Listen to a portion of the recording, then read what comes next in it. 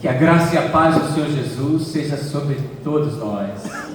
Reverendo Judson, com 1 minuto, resolveu tudo aqui para mim. Ele só nos disse que neste ano, no dia 31/12 de 2015, eu vou completar 30 anos de ordenação. Junto com a igreja, praticamente. Olha, 6 meses antes, no mês de julho de 1995, quando seminarista aqui, eu participei desta organização e no final do ano, então eu tive que retornar para a região onde estava o meu presbitério, região do Espírito Santo, Aracruz. Então eu voltei e fui ordenado, inclusive naquele mesmo ano, naquela reunião lá, e eles me ordenaram, enfim. Olha aí quanta coisa, gente, quanto tempo, hein? Vamos ver se ao longo da mensagem e à noite também a gente vai aí compartilhando algumas questões com vocês e sobre esse tempo. Mas a reverenda Hudson já falou, começou mais ou menos lá pelos idos. Eu cheguei em 92, no início de 92, aquele ano todo eu estava no seminário. E já em 93 a gente começou a igreja lá na casa do nosso amadíssimo presbítero Jair Bragança. Meu Deus, que tempo louco, né?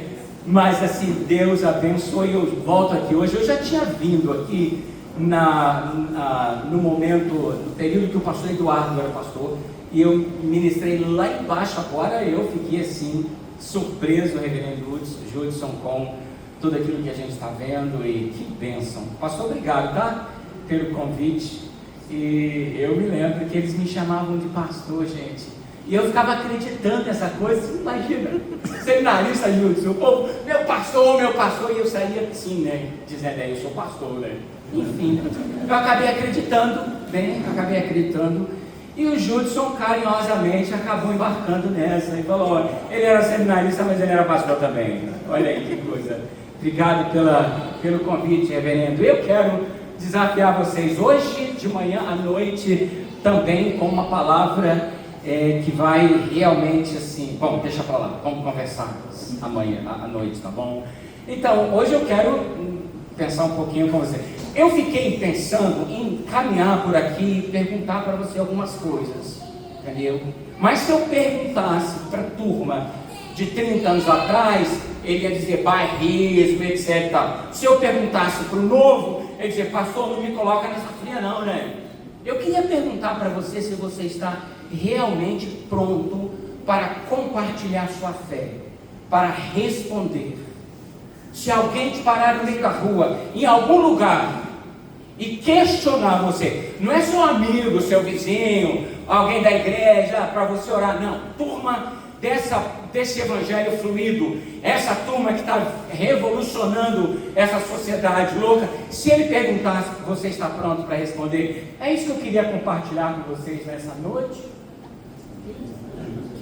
nessa manhã. Eita, quem me conhece sabe como é que é, troca tudo. Gente, enquanto ele está mexendo lá, eu não posso deixar de dizer para você, a Caroline não pôde vir, ela está no meio de um período de provas, ela está fazendo psicologia, mas a Eixla veio. Eixla, fica de pé, meu amor, olha aí, que coisa linda, essa é a filha que Deus me deu, tá? Eixla, ela até pensou assim, eu vou cantar, não vou cantar, eu disse, não canta não, Eixla é do meu coração, tá bom? Eu não sei o que vai acontecer depois que eu sair daqui, mas tudo bem, depois de ter falado isso dela.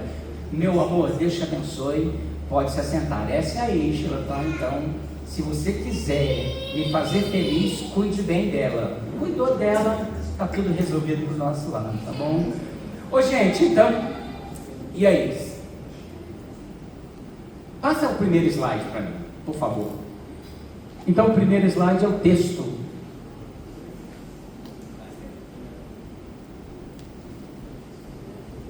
Isso. Então, no primeiro slide nós temos o texto, eu quero ler com vocês. Diz assim a palavra de Deus. Vamos fazer o seguinte, mesmo assentados, mas eu vou ler o primeiro versículo, versículo 14, e você vai responder mais forte Porque você respondeu para a nossa superintendente, faz favor, pelo amor, entendeu? Eu fiquei aqui, assim, orando por ela.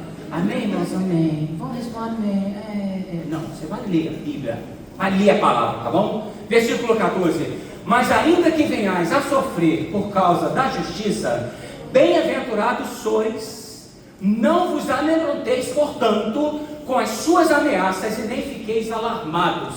Juntos. Antes santificai a Cristo como Senhor em vosso coração, estando sempre preparados para responder a todo aquele que vos pedir razão de fazendo todavia com mansidão e temor, com toda a consciência, de modo que naquilo em que falam contra vós, fiquem envergonhados os que difamam o vosso bom procedimento em Cristo. Porque se for a vontade de Deus, é melhor que sofrais por praticar o que é bom do que praticando o mal. Pois também Cristo morreu uma única vez pelos pecados, justo pelos injustos, para conduzir-vos a Deus, mortos sim na carne, mas vivificados no Espírito. Diz a palavra de Deus, versículo 15, estamos sempre preparados para dar razão da esperança que há em vós. Vamos orar. Senhor, mais uma vez nos reunimos juntos na Tua presença, como família bendita do Senhor, e agora nós voltamos o nosso coração para a Tua palavra, pedindo que o Espírito do Senhor venha iluminar o nosso coração e a nossa vida, ensinando-nos através desta palavra bendita, Senhor, em nome de Jesus. Amém e amém. Vou deixar essas datas aqui. Eu quero começar com você falando sobre a minha área, meu querido. Eu não falei para você que essa é a minha área de pós-graduação, de graduação, né, de doutorado. Aliás, eu dou aula no Seminário Presbiteriano no Rio, nessa área. Então, vou começar e depois você vai entender por quê. Em 1529, pouco mais de 10 anos do início da Reforma, aconteceu algo numa cidade, você vai ver, que mudou os rumos da história. 1529. Antes de falar do que aconteceu ali, é bom você lembrar que foi no dia 31 de outubro de 1517 que Martim Lutero, supostamente essa data é a histórica conhecida, que Martim Lutero pregou as 95 teses na capela ali da cidade de Wittenberg, e aquele momento foi um momento que se inaugurou aquilo que depois nós iremos chamar de Reforma Protestante do século XVI. Olha, em 1521, pouco mais de 3 anos, em março de 1521, houve um concílio, uma reunião chamada Dieta na cidade de Worms, onde a cúpula representada pelo papado reuniu para conversar com Martim Lutero. E ali naquela reunião, diz a história que eles conversaram com ele e o excluíram, transformaram e declararam Martim Lutero fora da lei. Isso aconteceu em 1521, 3 anos e pouco depois da Reforma. Paralelamente, estava também acontecendo algo numa cidade chamada cidade de Zurique. Em Zurique, um padre se converteu. Nesse período, o padre leu os escritos de Lutero e se converteu. O nome dele era Ulrich Zwinglio. Zwinglio se converteu e aquele camarada fez algo extraordinário. Ele reuniu toda a liderança da cidade. E eles tiveram 3 encontros, como se estivéssemos aqui. Fizeram encontros, ele chamou toda a liderança da cidade. E depois, grande parte da cidade veio para o debate com Zwinglio. E ali eles se debateram na cidade de Zurique. E Zwinglio, depois de 3 encontros, toda a cidade se converteu. Toda a cidade se converteu. E eles então abraçaram a reforma. A reforma corria em diante na cidade de Wittenberg, na Alemanha, e ao mesmo tempo, paralelamente, numa cidade suíça, na região ali fronteiriça da Alemanha, chamada Zurique. E este era o homem, o ex-padre que se converteu. No entanto, Eu disse que 1529, não foi? Enfim, 1529 aconteceu algo. Nesse período, logo depois da conversão de Zwinglio e Lutero começaram a discordar de um ponto da teologia. Um ponto da teologia. Lutero dizia, por exemplo, sobre a Santa Ceia, que a presença de Cristo era real e física.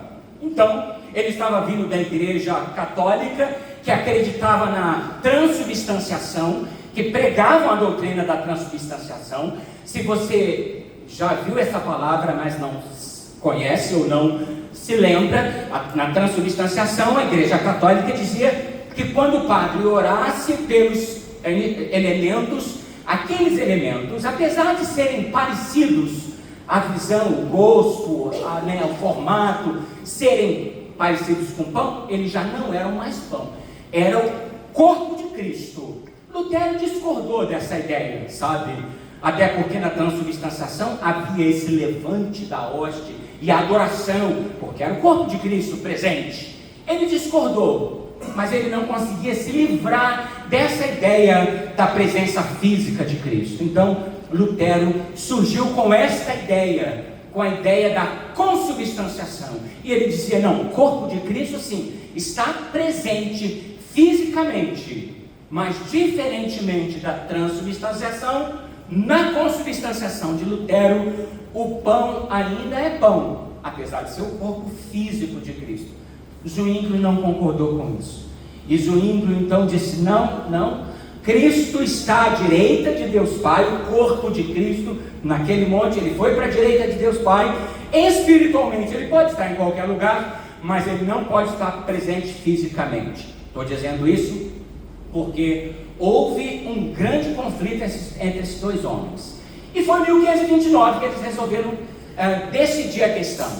E eles se reuniram numa cidade, num castelo, o castelo de Marburgo, e ali então vieram para a reunião um grupo de pastores que seguiam Zwinglio e um grupo de pastores que seguiam Martinho Lutero. Na mesa estava 15 pontos doutrinários, 15 gente, e dos 15 pontos, eles só divergiram de um ponto. Eles não conseguiram aceitar eles não conseguiram abrir mão da presença.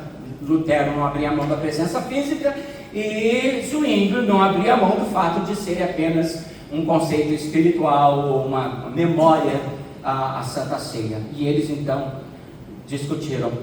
Olha, antes, lá em 1521, gente, vai, foi, não foi, não foi. Vai, foi, ele vai me ajudar. Próximo. Então, antes em 1521, quando Lutero apareceu lá na Dieta de Worms, e lá na Dieta de Worms eles colocaram sobre a mesa todos os livros dele, nem deixaram ele conversar direito, nem debater nada. O papado só queria fazer uma coisa: você crê nesses livros ou não? E ele então, gente, sou eu, deve ser eletricidade. Eles só queriam saber uma coisa: você crê nesses livros? E Martinho Lutero disse assim: a menos que eu seja convencido pelas escrituras e pela razão, eu não vou me retratar. Naquele momento, Martinho Lutero havia implodido ou explodido o conceito da base interpretativa da igreja, porque até aquele momento era o magistério da igreja que definia, até hoje, tá, gente, o que as escrituras diziam ou não. Então a interpretação das escrituras dentro desse contexto, ela era a verdadeira interpretação pelo magistério. Martinho Lutero voltou-se e disse: não, eu preciso ser convencido, minha razão, pelas escrituras. Não vou nem dizer para você que mais tarde João Calvino, abrindo mais essa compreensão, ele fala sobre o convencimento do Espírito Santo dentro de nós para compreendermos as escrituras. O fato é que 1529, aquela reunião foi fundamental e eles saíram dali. Lutero falou assim: nós não estamos no mesmo espírito. Ele dizia, nós não estamos no mesmo espírito. Agora, para a gente aqui, a grande, veja, Lutero e Zwinglio não abriram mão de um único posicionamento. Você já imaginou aqui a igreja presbiteriana Manaim reunindo com uma outra igreja, e essa igreja chegar para vocês conversarem em 15 pontos doutrinários, vocês concordarem com 14? Ô gente, nosso espírito pós-moderno, contemporâneo, o que você quiser chamar, líquido, qualquer coisa, a gente ia dizer: oh meu Deus, mas um pontinho apenas, vamos relevar, vamos deixar claro, né? Por bem do evangelho, não é? A gente vai dizer isso. A gente vai pensar assim: mas só um tópico, um pontinho. Meus irmãos, eles não conseguiram se desvencilhar dessa ideia, e eles, por causa daquilo ali, a reforma protestante de Wittenberg, da Alemanha, caminhou numa direção que quase no final do século 1580 se surge indefinitivamente aquilo que eles passaram a chamar de luteranismo. Ao passo que em Zurique, por incrível que pareça, Zwinglio morreu muito pouco tempo depois, 1531, gente, 2 anos depois, mas ali o pastor que substituiu, e posteriormente João Calvino, toma esse bastão, e esse grupo que se divergiu de Lutero passou a ser chamado de reformado. Todas as vezes que você ouvir a palavra reformado, é esse o contexto. Então, posteriormente, depois do ministério de Calvino, esse contexto se ampliou, passou a ser chamado de teologia calvinista, né? Calvinismo reformado. E mais adiante, com um outro pastor de nome John Knox, da Escócia, nós começamos a conhecer o sistema presbiteriano. Isso é, eu e você fazemos parte desta linha em Calvino, que eu costumo dizer que Calvino deu essa musculatura para uma teologia que tinha divergido de Lutero. Mas o ponto para a gente é esse: olha, nós vivemos naquilo que Zygmunt Bauman chama de evangelho fluido, né? Evangelho fluido.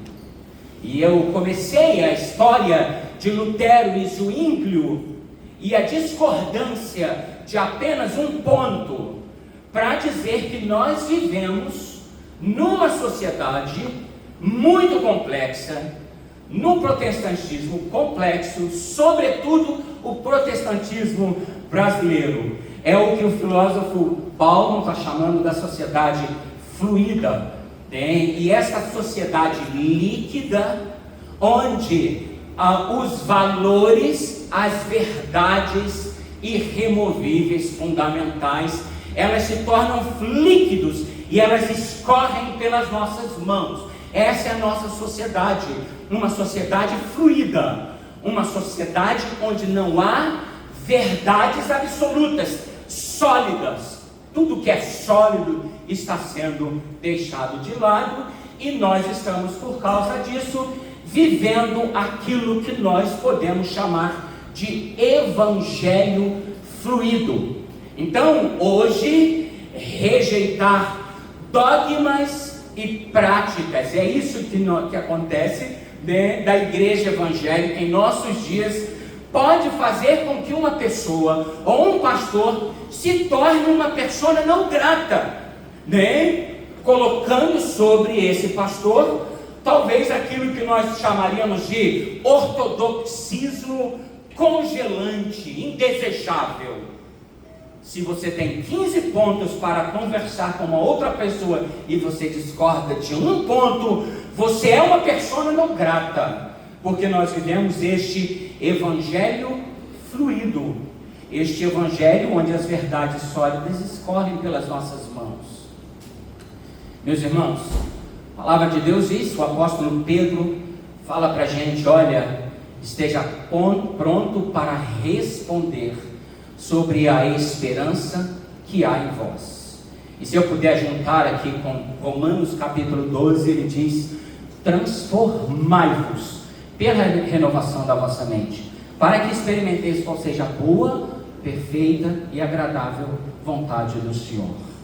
Você não vai conseguir transformar o evangelho fluido ou a sociedade fluida. Você não vai conseguir transformar a sociedade, mas a Bíblia, ele chama para você pregar. Enquanto você caminha e prega, você precisa ser transformado dia a dia pelo evangelho. Aquele mesmo que Paulo disse: olha, se um anjo vier e pregar algo que seja diferente, seja anátema. Você precisa cada dia mais fazer essa introspecção, essa reflexão do que você crê e qual é o evangelho que você está seguindo. Pedro diz: estejam preparados. Então é isso que eu quero falar com vocês hoje, depois dessa introdução. 9h40, eu sou um pouquinho também assim, meio metódico, até porque eu prego lá na nossa igreja. Eu não falei para vocês, vocês não fazem aqui, mas a gente lá, eu tenho vários irmãos que frequentam a igreja assim, que a gente nem conhece. Tem gente lá, até na Europa, tem uma pessoa lá na Espanha. Então eu não tenho como deixar de transmitir o culto lá na nossa igreja. Agora de manhã eles vão estar transmitindo. À noite vocês vão para a Europa comigo. Olha que chique. À noite eu vou transmitir o culto daqui, você acredita? Se der certo. Então eu trouxe toda a minha parafernália e tal. Eu já consegui as minhas assistentes, né? A Eicher e a Nicole são as minhas assistentes aqui da sonoplastia, tá, gente? Né? Quem sabe é uma nova geração aí que está surgindo. Elas vão transmitir o culto para o pessoal do canal da igreja lá do Rio, tá bom? Então, assim, a gente vai tentar fazer isso para poder alcançar alguns irmãos lá do Espírito Santo. Tem gente, não São Paulo, tem um punhado de gente lá, mas enfim, é isso que eu vou fazer, tá bom? Então eu quero pensar com vocês hoje sobre estejam prontos para dar resposta. E o que eu vou fazer com vocês é pensar, principalmente dentro dos muros da nossa religião, sobre dois conceitos. Primeiro, quando a gente fala sobre responder, eu quero pensar sobre as dimensões e o conteúdo, ao alcance de como você vai fazer e o que é que você vai responder, tá bom? Então, primeiro, para as dimensões, é aquilo que nós chamamos uma resposta tridimensional, né? Tridimensional. Deixa eu ver se eu coloquei aqui. Eu vou colocar esses 3 pontos aqui e deixar aqui para vocês ficarem olhando. Primeiro, essa resposta tridimensional. Devemos estar preparados para responder a quem, em primeiro lugar? São 3 dimensões. Primeiro, para Deus. Ele é o conhecedor de todas as coisas. Deus conhece o nosso interior e Ele continua a chamar o homem: onde estás? Como fez com Adão. É incrível, é interessante que Deus conhecia e sabia onde Adão estava, mas Ele ainda assim perguntou. Deus está a perguntar. Deixa eu falar uma coisa para você, para te assustar mesmo. Fecha a porta para ninguém sair correndo. Estou brincando, para te assustar. Você sabe, nós conseguimos ser qualquer coisa que nós queremos ser diante dos outros e até diante do espelho, mas diante de Deus nós realmente nos apresentamos quem nós somos, como Adão, talvez até tentando nos esconder, desnudos de toda a nossa compreensão de bondade, de religiosidade. Nós temos que estar preparados para responder a Deus. Paulo diz em Atos capítulo 24, versículo 16: eu me esforço por ter consciência pura diante de Deus. Você precisa estar pronto para responder perante o Senhor quem você é. É hora de você fazer essa declaração e essa compreensão nesta manhã. Segundo, nós devemos estar prontos para responder a nós mesmos.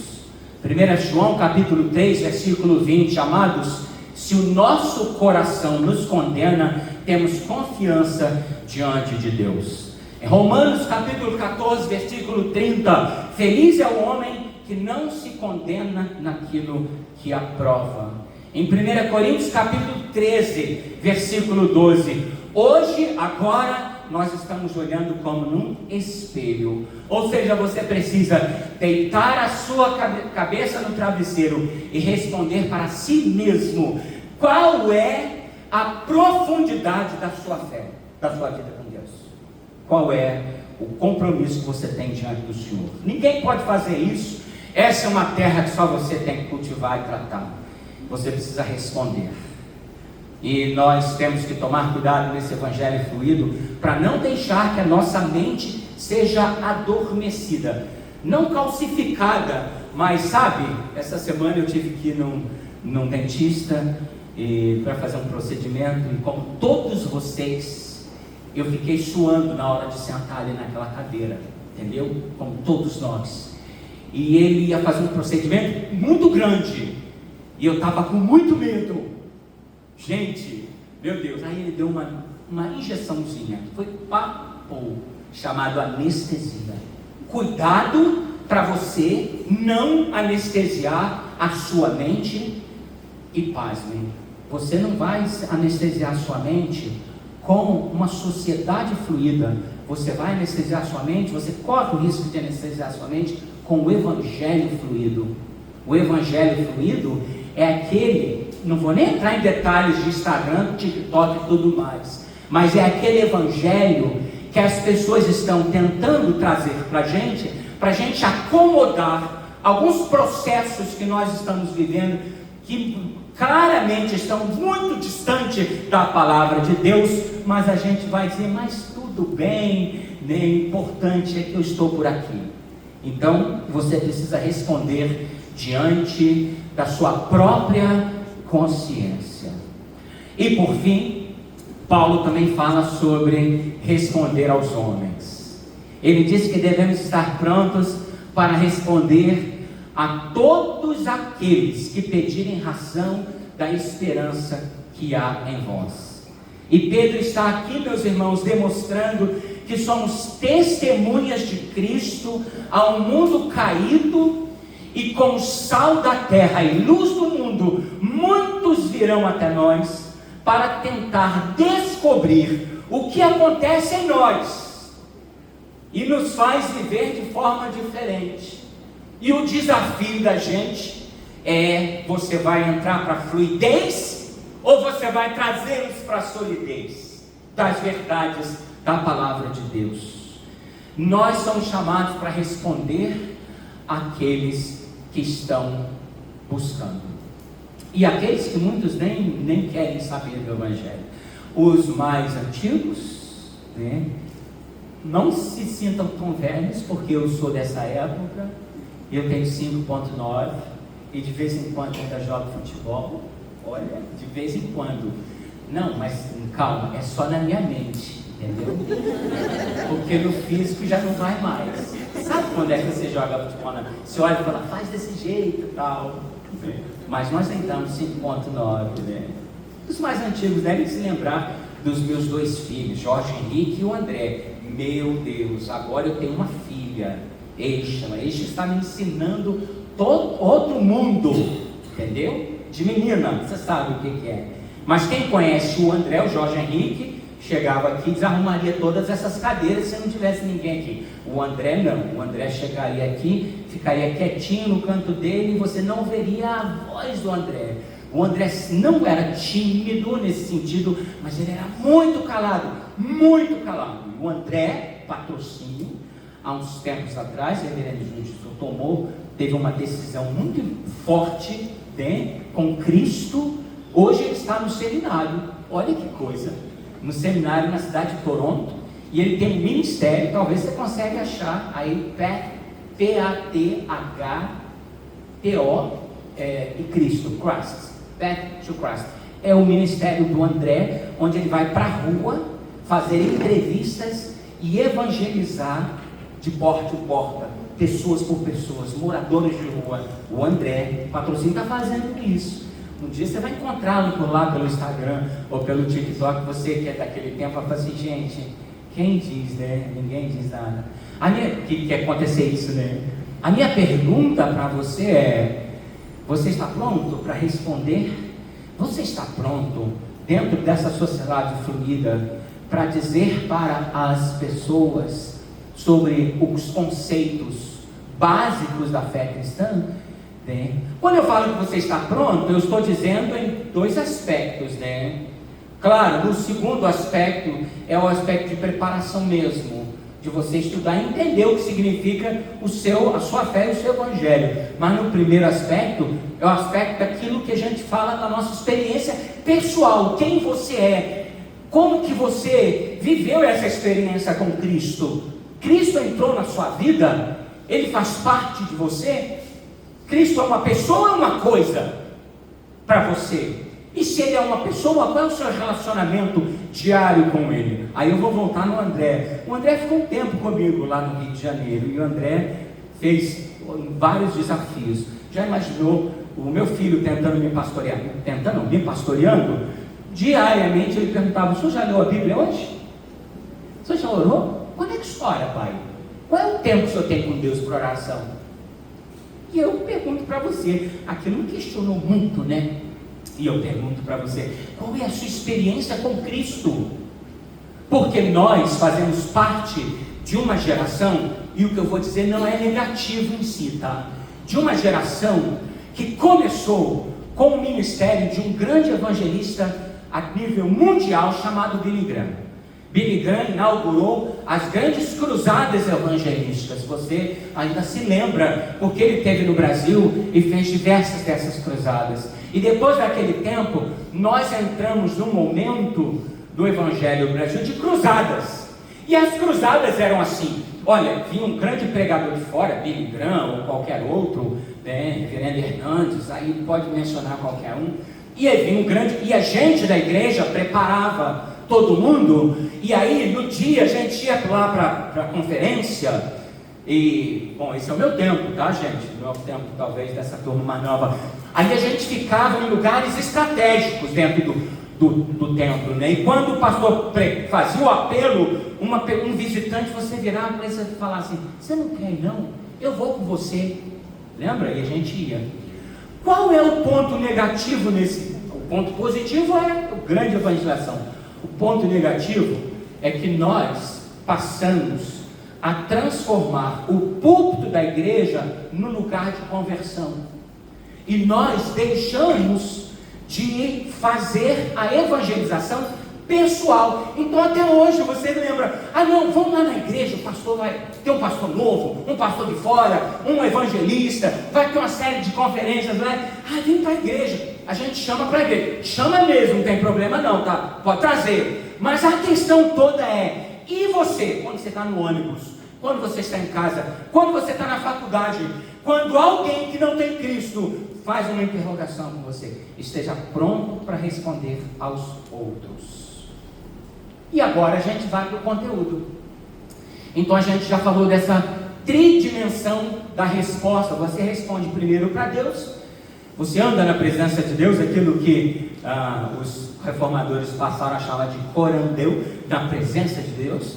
Você tem que responder ao seu próprio coração, né?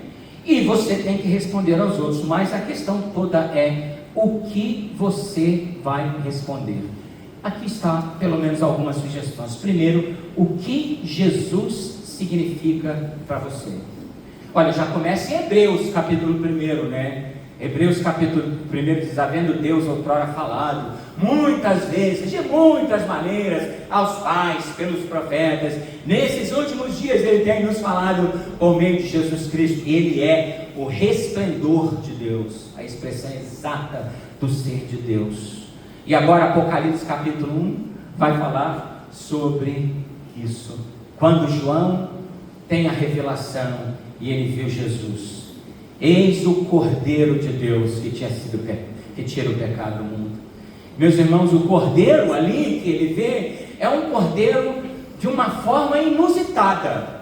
Eu sugiro a você não ficar tentando fazer muita mapeamento, imagem de Apocalipse, pode dar um chute na sua cabeça, de tanta imagem que você talvez teria dificuldade para entender. Mas uma delas que eu tento entender é: eis que este leão, como tendo sido morto, estava vivo. Ele estava vivo mas quando ele olha para o leão, ele sabia que o leão tinha sido morto. Havia marcas naquele leão, naquele cordeiro, que te indicavam que ele tinha sido morto. Irmãos, nós passamos a conhecer quem é Jesus. É porque ele veio ao mundo, ele é o sacrifício perfeito de Deus. Ele foi enviado para salvar os homens dos seus pecados.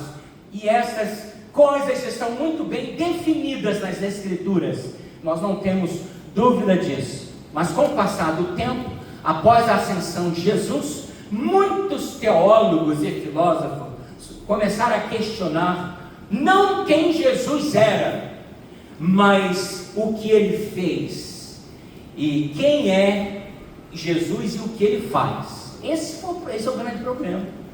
Ao passar do tempo, nenhum teólogo, ao longo do tempo, principalmente aqueles teólogos mais liberais, já começou assim, lá nos primeiros séculos, né? Nenhum teólogo hoje, em sã consciência, vai dizer que Jesus não existiu, não quem Jesus era, o que Jesus fez, não. Mas a questão toda é quem Jesus é e o que ele faz. Alguns tentam dizer que ele não ressuscitou, outros tentam dizer do Jesus histórico e a mitologia em torno de Cristo, que não seriam duas pessoas, para tentar desfragmentar esta pessoa, a pessoa de Jesus, e fazer com que, de uma certa forma, nós passamos a encontrar e a ver Jesus como uma coisa, talvez como uma pessoa que não tem relacionamento conosco. Quem é Jesus? Quando vi Apocalipse, capítulo 1, caí aos seus pés como morto. Porém ele pôs sobre mim a sua mão direita, dizendo: não temas, eu sou o primeiro e o último, aquele que vive e estive morto, mas eu estou vivo pelos séculos dos séculos. Então, meus irmãos, vejam que a compreensão dessa figura histórica, Jesus Cristo, é fundamental para a definição da nossa fé, do que nós realmente cremos e da razão da esperança que habita em nós. Não à toa o credo apostólico lança esse fundamento para nós: eu creio em Jesus Cristo, o seu único Filho, o nosso Senhor, o qual foi concebido por obra do Espírito Santo, nasceu da Virgem Maria, padeceu sob o poder de Pôncio Pilatos, foi crucificado, morto e sepultado, ressurgiu dos mortos ao terceiro dia, subiu ao céu, está sentado à direita de Deus Pai Todo-Poderoso, de onde há para vir julgar os vivos e os mortos. Esse é o Jesus Cristo da palavra de Deus, aquele que vive e reina pelos séculos dos séculos, aquele que faz parte da sua história, entrou na sua história. Ele não é uma coisa e ele não está distante. Ele é um Deus presente, um Deus Emanuel, que está com você na sua vida. Quando você acorda, quando você levanta, quando você trata dos seus negócios, quando você trata da sua escola, quando você conversa com o seu vizinho, quando você se relaciona com a sua esposa, com o seu namoro e etc e tal, Jesus está vivo. E é preciso que entendamos que a autoridade de Jesus na nossa vida está diretamente ligada à singularidade dessa figura pessoal, num relacionamento íntimo, viva e ativa, que age em nós. Vivemos numa sociedade, como eu falei, pós-moderna, pós-liberal, e eu vou dizer pós-evangélica, né? Onde a autoridade de Cristo é vista como secundária. Em muitos casos isso tem afetado os cristãos. Para alguns dos que frequentam as igrejas nos nossos dias, Jesus não é descartado, não, né? Ninguém sem consciência pregaria isso, mas ele é visto como algo, né? Como algo secundário, de uma importância não tão grande assim. O nosso camarada, né? Talvez nunca se tornou tão ativa aquela música. Gente, na nossa época, eu acho que aqueles grupos cantavam aquele cântico que diz assim: muito embora um só Jesus exista, nem todos sabem vê-lo como é.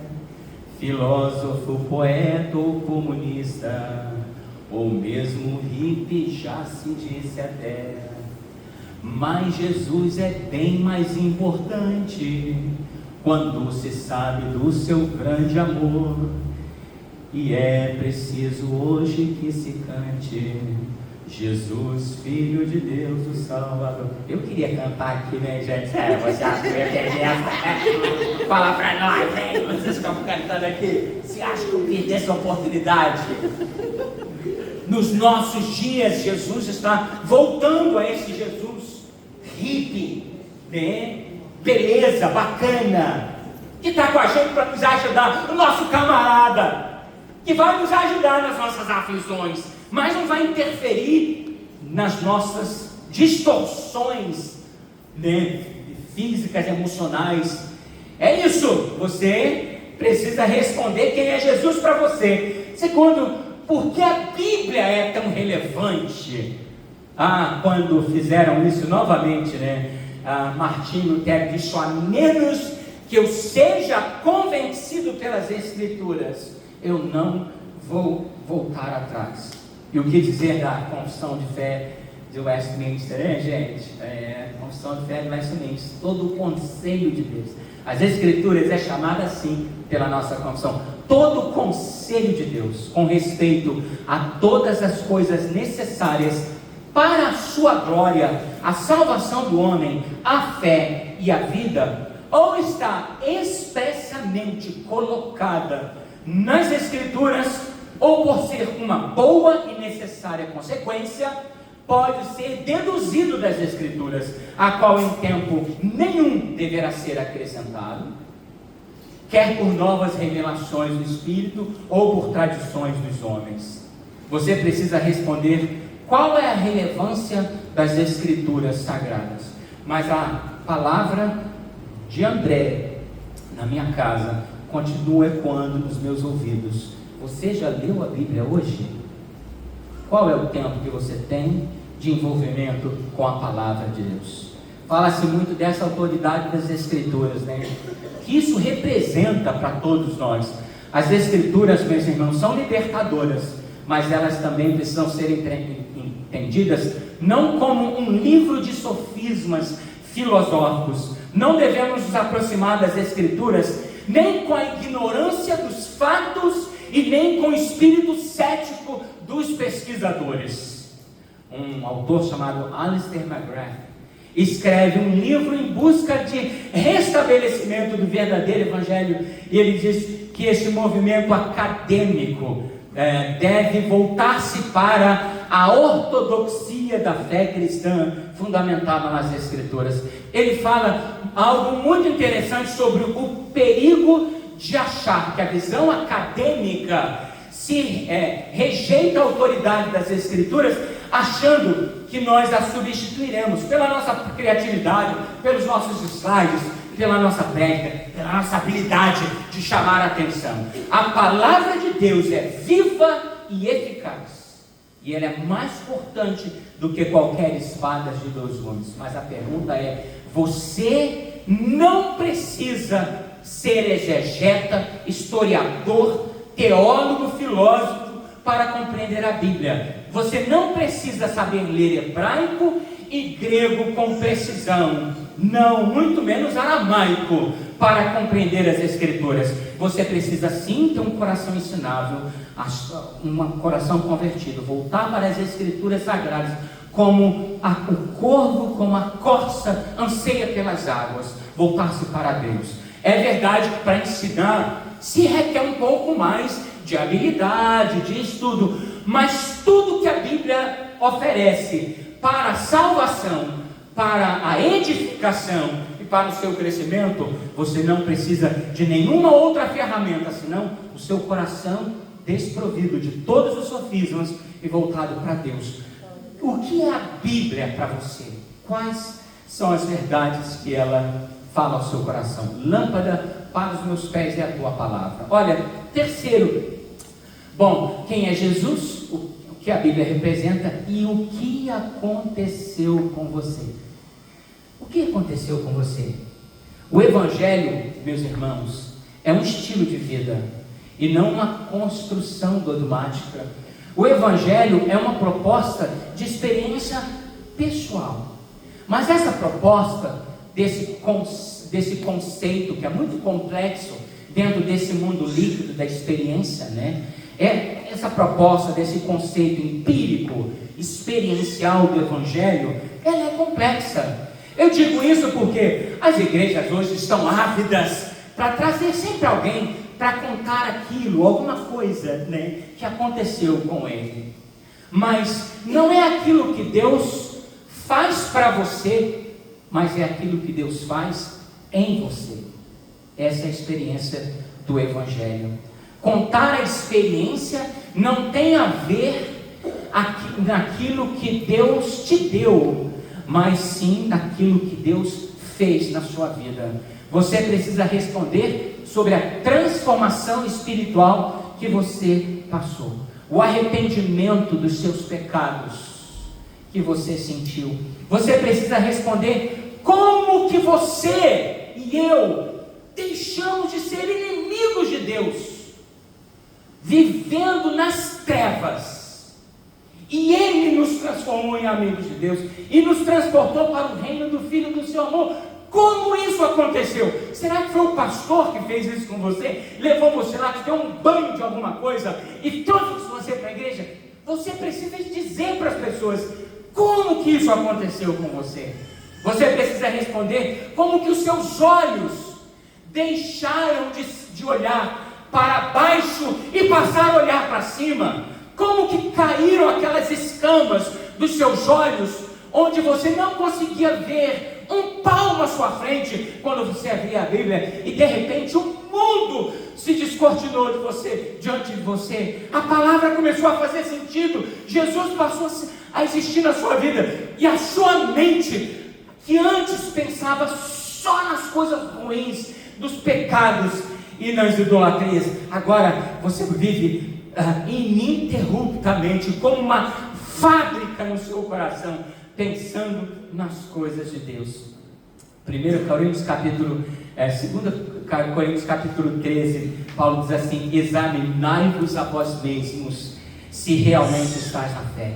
E lá em João capítulo 9, tem um daqueles grandes acontecimentos.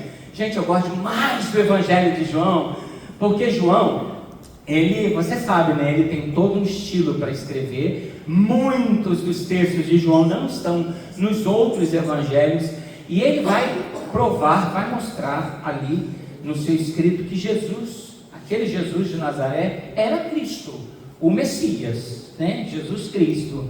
Em João capítulo 9 existe um cego que está ali, um cego de nascença, e Jesus chega para aquele cego, e ele tem uma experiência. Jesus cura aquele cego, e os judeus estão loucos para saber quem é que fez, para poder perseguir, né?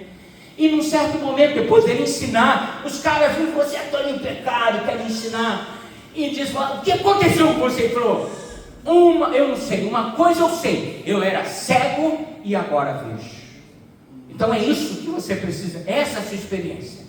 Talvez você não vai conseguir debater com os filósofos, com essa turma nova que está surgindo dentro das igrejas, mas o que as pessoas realmente querem saber, o que é que aconteceu com você. Então esse não é um testemunho, esse é um testemunho que se espera de nós, né? Então essa transformação, a Bíblia fala em darmos prova da nossa fé, a sua fé e a sua experiência com Cristo. Quem é Jesus para você? Aos mais antigos já não sei se lembram, mas hoje eu faço parte de alguns aqui, provavelmente, que tem aquela história de saber exatamente o momento que tomou uma decisão por Cristo. É até meio paradoxal essa expressão, porque é Cristo que decide por nós, mas vamos deixar isso do lado. Você já passou dessa meninice teológica, tá? Gente, tá gravando aqui, oh meu Deus. Pior, quando a gente fala que não tem como retirar mais, né? Ô menino, teologicamente, Deus te abençoe, eu te amo, você que está ouvindo aí. Nós já passamos disso, tá? Mas eu me lembro exatamente naquele dia. Exatamente, o pastor sentado ali, pregando para aquela menina, e eu fugindo dele. Ele senta e eu saio. Falei, vou ficar perto de pastor. Não gostava de pastor, era uma tristeza aquilo. Ô raiva que eu tinha de pastor. Parece que Deus tem esse senso de humor, né? Todo mundo que persegue pastor, uma hora vai se encontrar no seminário, pastoreando a igreja. Eu não gostava daquele pastor de jeito nenhum. Eu saí, fugi assim, e aí de longe eu fiquei assim, entrei por detrás dele, ele está sentado assim, pastor Ceni Tavares. Hoje ele está na igreja de Toronto, missionário de Toronto. Ele sentado com aquela menina, começa a evangelizar, e eu estou lá atrás só ouvindo. E a menina falou, não, eu sou ruim mesmo. Eu pensando lá atrás, eu também sou. Ela, não, mas olha, nossa, eu xingo. Eu falei, nossa, pai, ela nem sabe quanto eu xingo. Eu falo mal de você, nossa, ela foi falando aquilo ali, e eu fui falando lá atrás no meu coração. E uma hora o pastor botou assim, fez 2 bolas no chão, e falou, aqui é o céu, aqui é o inferno. E falou, para onde você está? Eu falei, estou no inferno.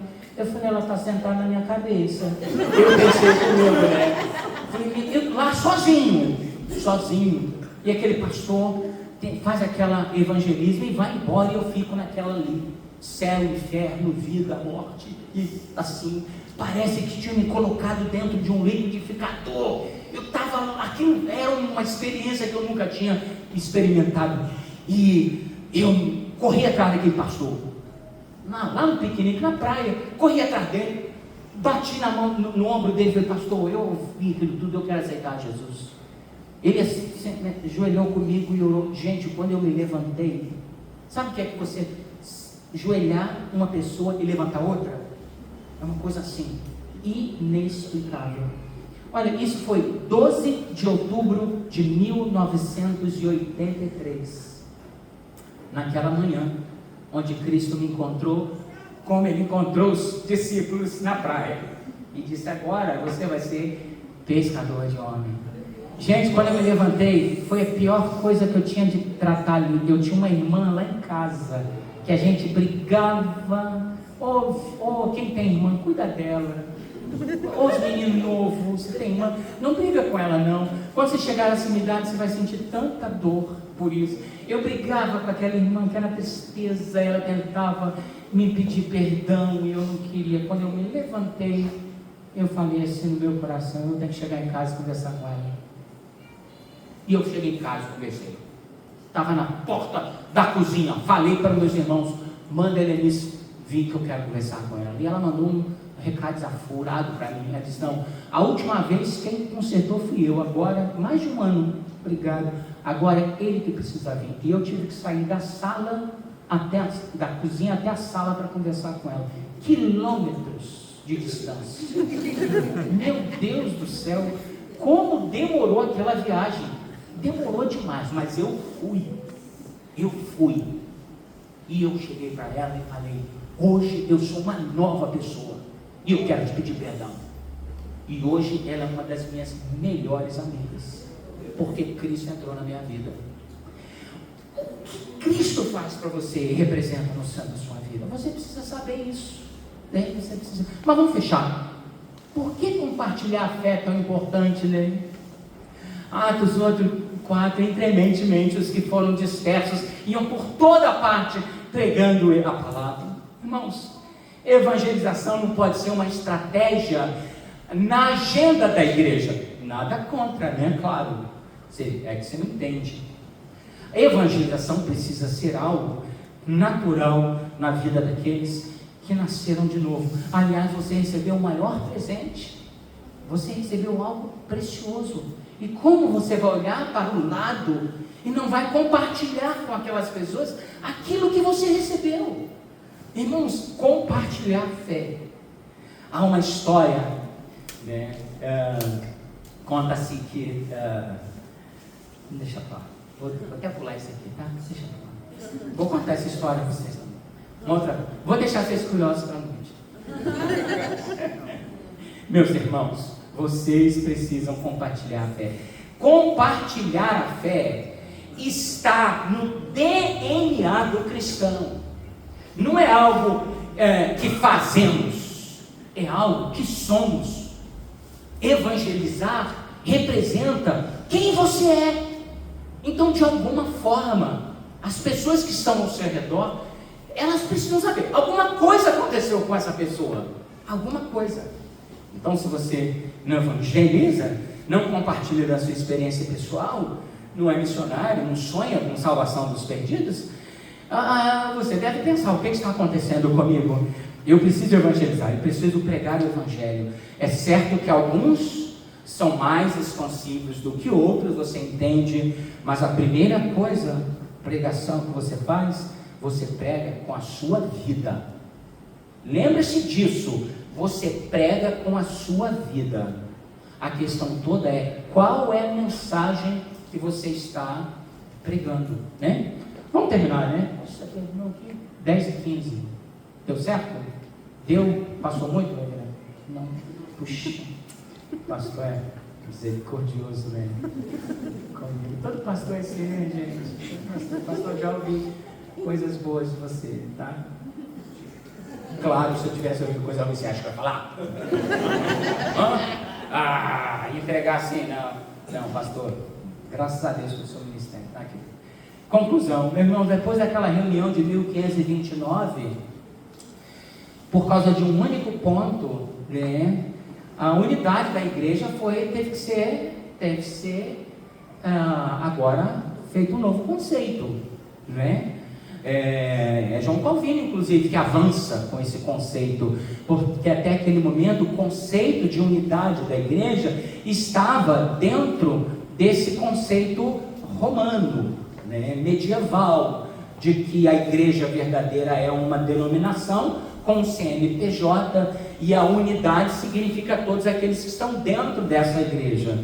Mas quando agora, né, aliás, os teólogos católicos diziam que os reformadores iam fazer era destruir a igreja, porque eles diziam, vocês estão tirando a autoridade do magistério, a unidade que o magistério, a partir do Papa, diz tem que ser assim, e você está colocando de uma forma subjetiva sobre cada mente, sobre cada vida. Eles pensavam assim. Depois nós sabemos que com as confissões houve uma mudança considerável nisso. Essa é uma história para um próximo dia. Mas o fato é que essa unidade da igreja teve que ser reconsiderada.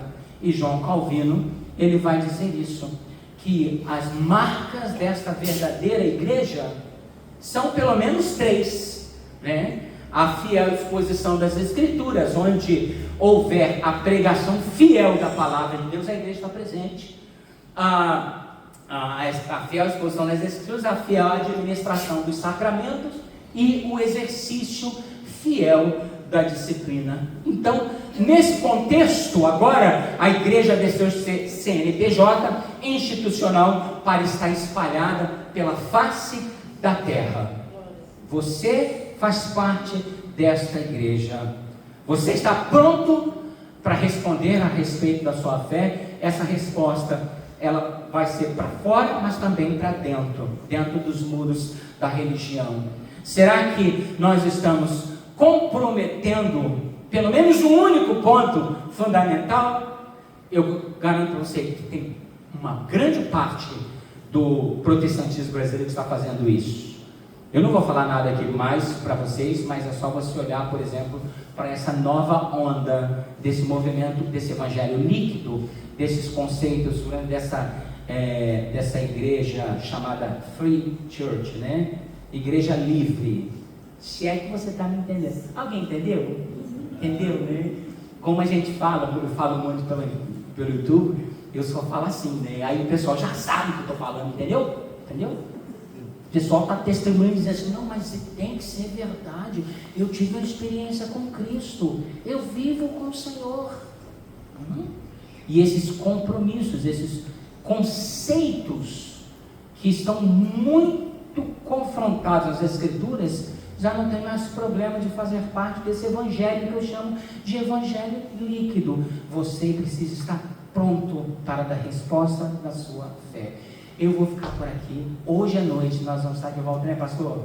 Vamos estar de volta aqui para compartilhar outra mensagem da palavra de Deus.